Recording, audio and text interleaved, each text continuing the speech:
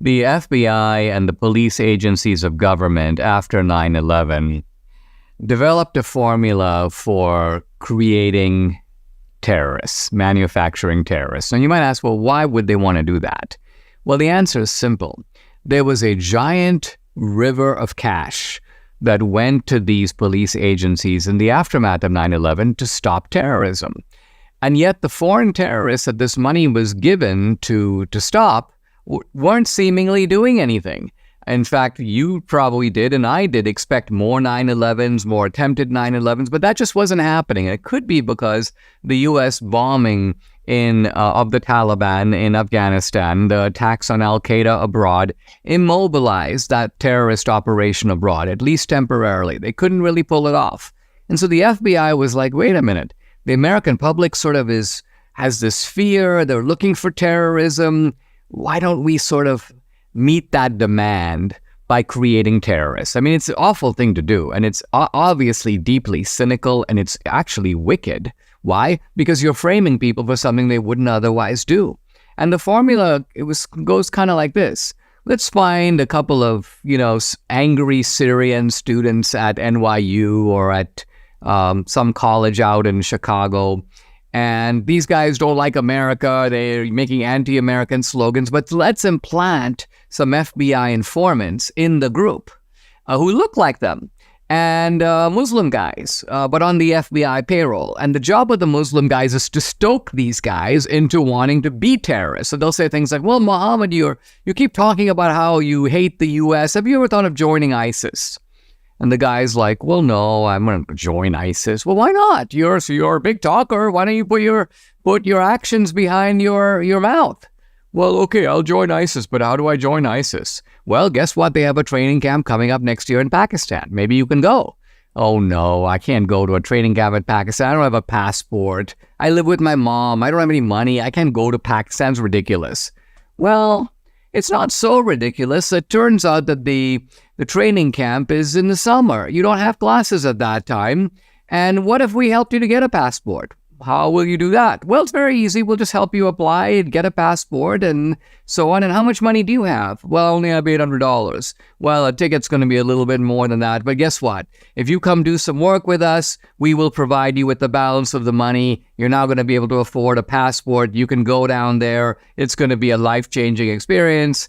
And the guy is like, well, okay. He shows up at JFK with his passport, now with a ticket, and there's the FBI, busted, handcuffs, the media is there in attendance. We have thwarted a major case of terrorism. This is the formula. And in the film, in Police State, we use a couple of examples, and one of them, the one I want to tell you about, is the Liberty City 7. And this is a case where you got this guy, Narcille Batiste, and this guy is sort of a little bit of a scam artist. He's a religious seeker. He's a member of a group called the Seas of David. But look, they have no connection with Al-Qaeda. They have no weapons. They haven't done any terrorism. They are not terrorists. But their FBI informant, who's planted in the group, basically talks to them about the idea that, hey, listen, there could be a lot of money. We have an Al-Qaeda contact.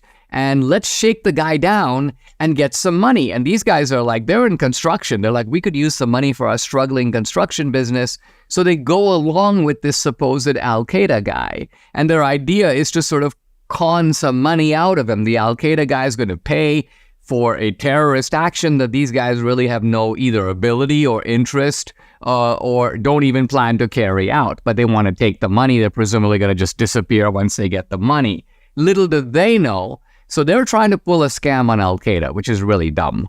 But of course, what they don't know is that the FBI is pulling a bigger scam on them. So in other words, they are like the mini scam artists, and they have somehow gotten involved with a major scammer that is looking for domestic terrorism, in this case, domestic terrorism from an Islamic source, that they can then parade on national television. And of course, later it was Alberto Gonzales, the Bush Attorney General, who goes on TV. Oh, there was a plot to attack America. Oh, there was a plot to blow up the Sears Tower in Chicago. All nonsense. This whole thing was concocted, was cooked up by the FBI. They helped this group to go along, and then they busted them, all aimed at fortifying the FBI's reputation, fortifying the resources of the police agencies of government, essentially to get taxpayer money flowing toward the thugs with badges.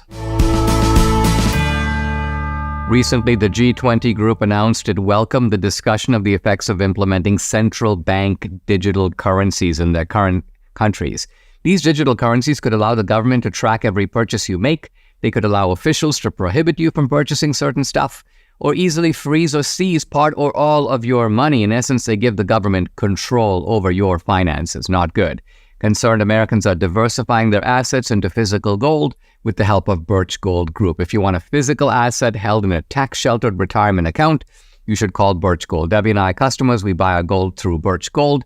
But find out for yourself. Text Dinesh to 989898. They'll send you a free information kit on gold. No obligation, just information. Here's the easiest way to become a Birch Gold customer. If you have an IRA or a 401k from a previous employer, Birch Gold can help you convert it into an IRA in gold, and you don't pay a penny out of pocket. Text Dinesh to 989898. Claim your free information kit on gold, and call Birch Gold, because if digital currency becomes a reality, it'll be nice to have some gold to fall back on.